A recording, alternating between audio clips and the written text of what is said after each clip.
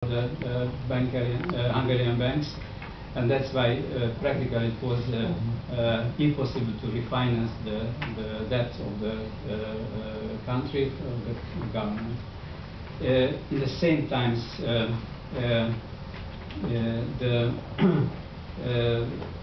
in the country, the liquidity, the general liquidity condition was narrow.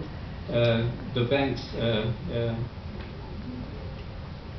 let me mention that the structure of the banking sector mainly consists from different subsidiaries of the European banks.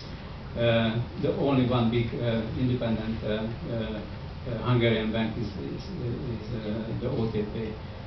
The mother banks of these subsidiaries withdraw the lending or try to limit the activity of the Hungarian subsidiaries. That's why there was a really internal liquidity crisis as well.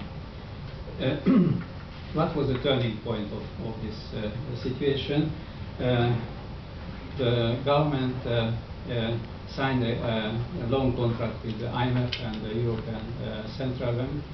The loan facility for the country was more than 17 billion US dollars as a